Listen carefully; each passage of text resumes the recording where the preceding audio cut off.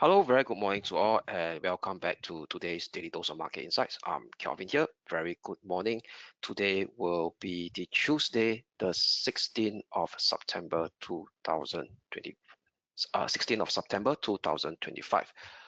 All right, so very good morning. Before we kickstart today's Daily Dose, which is Tuesday, let's have a quick look at the disclaimer first. All right, leverage trading carries a high degree of risk and may not be suitable for everyone. Losses can exceed deposits. This presentation is not an offer or solicitation to buy or sell, nor financial advice or recommendation for any investment product, as well as any forecast, prediction, or projection in this presentation is not necessarily indicative of the future or likely performance of the product. This advertisement has not been reviewed by the Monetary Authority of Singapore. So as usual, before we jump straight into today's chart of the day, which is an intraday technical outlook on a particular broad-based cross asset classes that we cover on a daily basis. So today we not do the full suit, we'll cover one, which in my own opinion, has a very interesting technical setup. But before we jump straight into that, let's have a quick recap what has taken shape yesterday in terms of the news flow, economic data release, and their impact on the respective broad-based cross-asset classes that we cover on a daily basis. All right, so let's start with the news flow first. All right, so yesterday during the start of the US session, we have a positive risk-on news flow.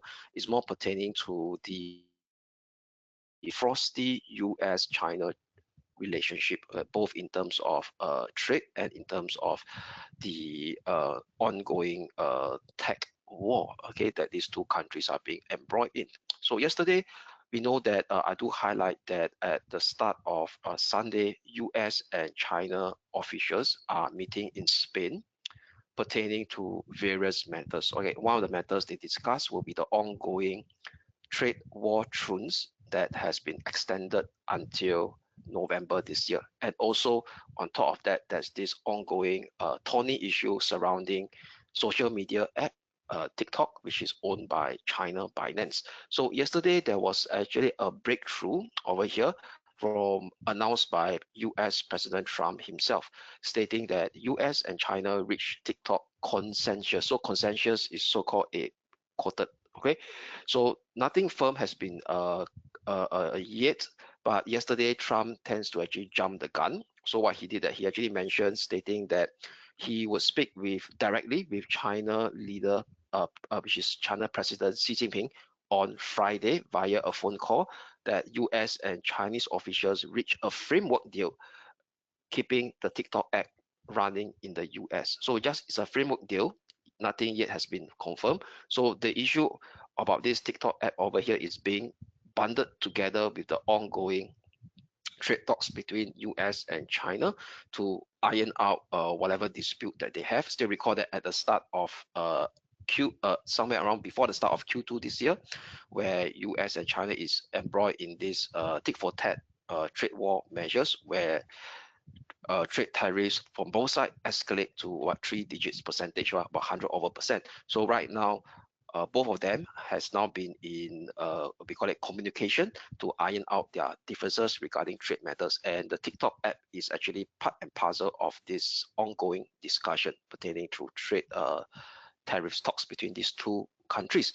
So yesterday, US Treasury Secretary Scott Bessent, which is the leading US officials in this ongoing US-China trade talks, which is the fourth round that is taking shape in Spain right now, and they will actually end in Wednesday. Later I'll share with you some of the news flow, because yesterday has not been concluded yet. So there's more potential ongoing related news flow that we got to monitor that could influence the market. So yesterday, Secretary Scott Bessent mentioned that the framework is to keep Biden's Limited, which is Biden Limited is China company, and based on some US officials, they allege is part of the China government, saying that this TikTok app will able to run in US has been reached.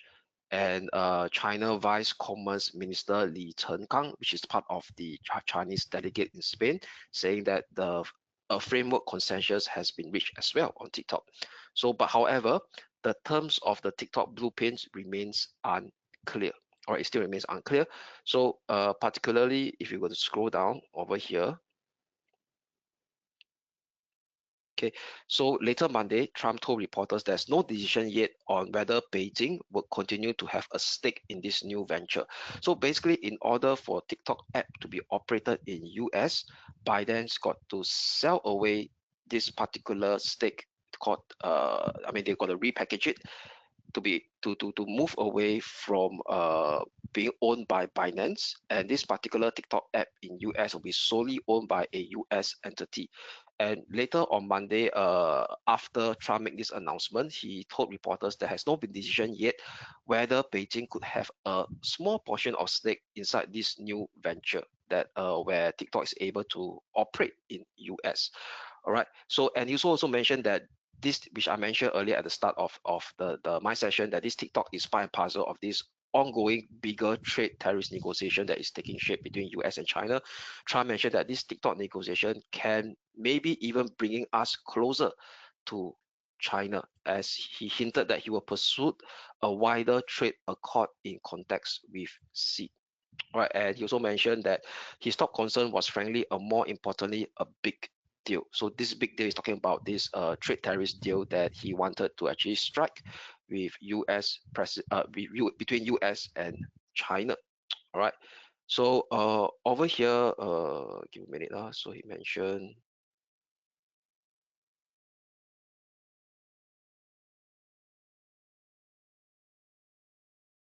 all right, and also towards the end, okay, give me a minute. Yeah. So US Trade Representative Jamison Grill, who is also part of the delegation, as well, told reporters yesterday that possible another extension in the pause of the higher tariff level is possible when the November deadline arrives. All right. So what he did mention over here is that means we know that at this point in time, the U.S. trade tariffs pause is being extended until early November. So yesterday's U.S. Trade Representative Grill, also part of the U.S. delegate that is negotiating, that is on the negotiation table or in the negotiation table with China counterparts, mentioned that the possible extended November deadline could be extended again. All right, so that actually lead to a positive feedback loop into the US stock market yesterday. So what I could see over here is that the US stock market rallied, okay, led by the mega cap technology stocks over here. Later I'll share you the heat map. All right, so the SPX is up by 0.5%. The leading one is up Nasdaq 100, which comprises a much more heavy weightage towards those mega technology stocks, up by 0.8%. The Dow Jones and the Russell 2000 posted modest gains of 0.1% and 0.3% respectively. So all in all, is a positive risk-on environment that we see in the US stock market ahead of the key risk event this week, which is the US Federal Reserve meeting. So we'll talk more about that as we approach it closer in my tomorrow's daily dose of market insights. All right, so and also what's interesting, if you look at the heat map over here on the S&P 500, right, all the mega cap technology stock closed in the green. So the biggest leader among the mega cap technology stock was Google, Alphabet yesterday, parent company of Google, up by 4.3%. And the sharp rally of Google yesterday allowed the short rally of Alphabet. So I'll talk about Google. So Alphabet is the parent company of Google, but their ticker code is GOOG. So everybody associated with Google. So Alphabet stock yesterday rose 4% plus. So this 4% plus has been on a result fueled by they more or less settled their antitrust issue in the US. Allowing them to maintain their search engine business, Google, because previously there's this antitrust issue where Alphabet may be forced to sell away their search engine business over here. So with this strong rally that's been seen in Alphabet share yesterday, they actually rallied to a market cap of 3 trillion. All right, joining together the league of Nvidia, Microsoft, and Apple. And also, despite this sharp move up in Alphabet share price yesterday, its forward-looking PE ratio over here is still below the Nasdaq 100 PE ratio. So right now, the Alphabet share is trading at 22.8 times forward estimate earnings, the 12-month forward PE ratio. slightly above their 10-year average, but it's still below the Nasdaq 100 forward PE rate, forward 12-month PE ratio, which is at 27. So relatively, that is still considered fairly cheaper as compared to the broad-based Nasdaq 100 index in terms of 12-month forward PE ratio valuation. So that created also a positive feedback look back into the Alphabet share price yesterday for throughout the entire US session, creating a feedback look back into the broader US stock market, primarily in the Nasdaq 100 composite index. And what's interesting over here is that within the composite index, the previous AI juggernaut darling, NVIDIA yesterday, closed down almost unchanged, negative 0.04%. So this is despite the fact that there's a negative news flow coming out from this trade relationship between US and China. So right now there's a lot of brinkmanship that's going to be in play because given the fact that trade talks between US and China is still ongoing, hasn't ended yet, despite yesterday there's a conclusion of this TikTok deal framework that's being done as proclaimed by Trump and its the Chinese counterpart. China yesterday actually came out with this news flow targeting NVIDIA over a 2020 deal regarding about NVIDIA violated anti-monopoly laws with its 2020 deal. So that was 5 years ago, mind you, that to acquire Mellanox technology over here. So it's more like a brinkmanship play over here. So I believe that it's more like a carrot and cane issue over here, where China is trying to extract as much what call it as much positive side of things from their point of view, doing this ongoing trade talks between US and China. So it was reported yesterday by other press stating that, okay, give me a minute. Over here, let me highlight to you.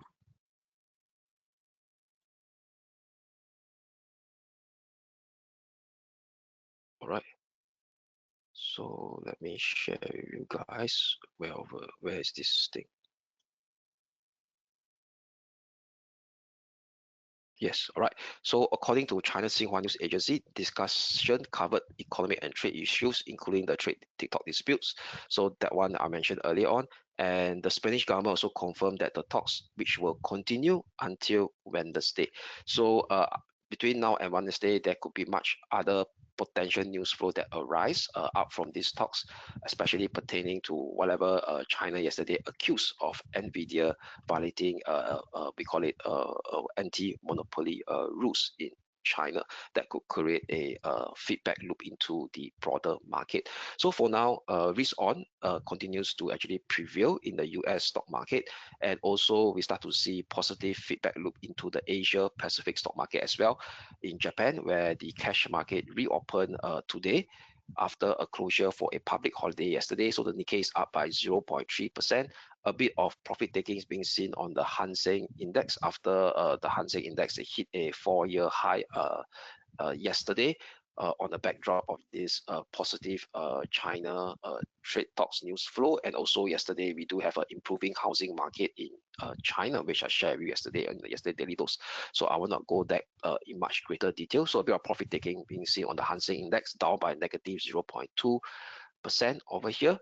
So the rest of the other Asia Pacific continues to be positive. The Kospi is up by 1.6%, which is the Korea benchmark stock index.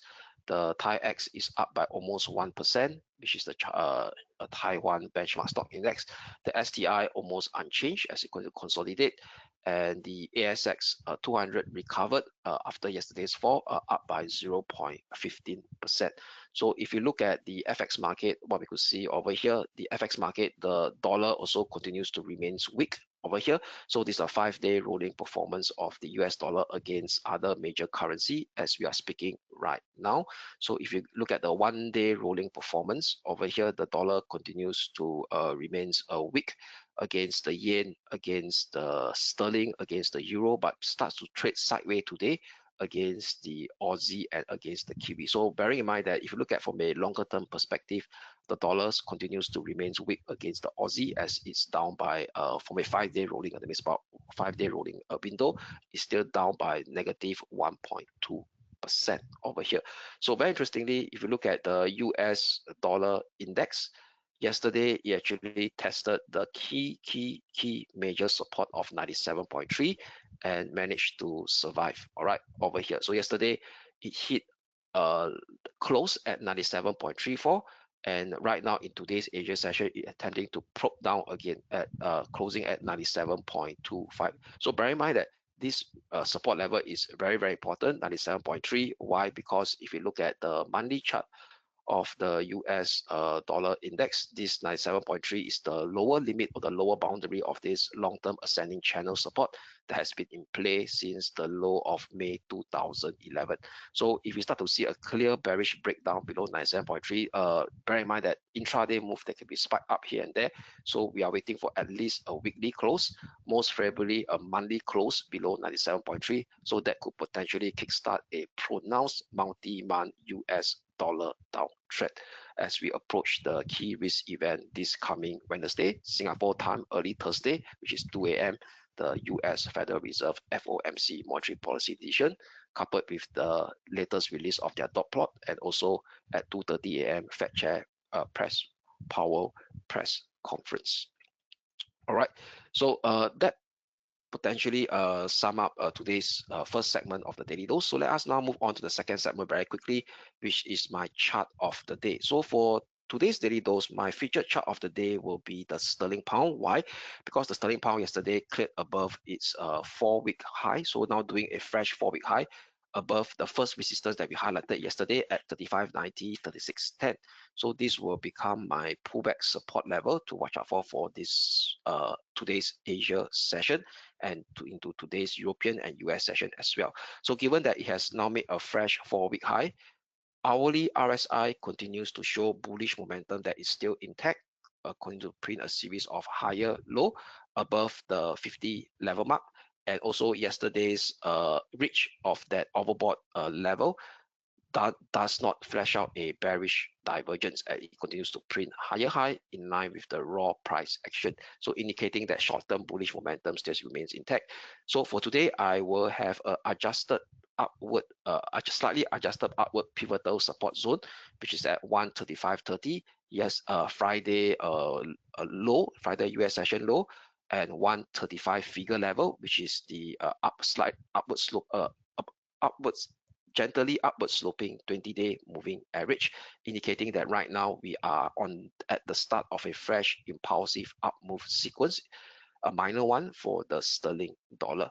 So maintain that bullish bias on my sterling dollar as my chart of the day today. Next resistance level to watch will be this congestion area of 27th of June and 4th of July this year, 2025, over here, all right, which is at 1.3650 / 1.3680, which is so the 0.764 Fibo extension in, okay, give me a minute, sorry, 0.7618 and 0.7618 and 0.764 Fibo extension taken from this ongoing impulsive up move sequence that has been in play since the minor low of 3rd of September above 1.3680, potentially brings us up higher towards the next intermediate resistance at 1.3715 over here. So this what's this 1.3715 is actually the minor congestion area of 2nd of July. All right, over here, only a bearish breakdown below 135 figure level will negate today's bullish bias to see a much more deeper minor corrective decline unfolding, exposing the next near-term support level at 1.3450, which confluence very closely with the 50-day moving average over here. All right, so that's conclude the second segment of the daily dose. Now let us move on to the last segment of the daily dose, which is what are the key data to look out for today that could influence the various global market asset classes. So today will be Tuesday. So Tuesday, at the start of the European session, which is 2 p.m., we have July unemployment rate and unemployment change for UK. So this will potentially influence the sterling dollar, which I mentioned earlier. That will be my chart of the day for today. So that will be at 2 p.m. Singapore time. Then thereafter, at 5 p.m. Singapore time, we have Eurozone Business Economic Sentiment Index, which is actually the gauge of business sentiment in Eurozone. for the month of September. So that will be out at 5 p.m. Singapore time. So market is still expecting a lackluster print of 20.3 below previous month August print of 25.1. So that could influence the euro dollar, the euros crosses, and as well as the Germany 30 CFD index over here. Then thereafter at 8:30 p.m. Singapore time, we have the core inflation rate up from Canada. So this core inflation rate up from Canada will influence those guys who are interested in dollar CAD and the CAD crosses. And most importantly, as we reach the US session at 8:30 p.m. Singapore time as well, 1 hour before the start of the US session, we have retail sales. So retail sales on a year-on-year basis, previously for the month of July, this for the market was previously for the month of July, it was at 3.9%, and based on trading economics forecast, a weaker print of 3.2% for August over here. So if it came in way below what trading economy is being forecasted, so let's say it came in at 3%, that could actually increase the odds of a much more Fed dovish pivot that's going to kickstart this coming early morning Singapore time on Thursday at 2 a.m. So something to look out for, and that could potentially influence the movement of the major US dollar pair and as well as the major US stock indices over here. So as we go down the calendar, it will be a rather quiet session thereafter in the US session for today, and only in early Asia session time before the start of our daily dose on Wednesday, 17th of September at 7:50 a.m. Singapore time, we have Japan balance of trade data. So that could potentially influence the dollar yen, the yen crosses, and as well as the Japan 225 CFD index. So that sum up today's daily dose of market insights. I'm Kelvin here signing off. I wish you all a great day ahead, and we shall speak again tomorrow. Thank you.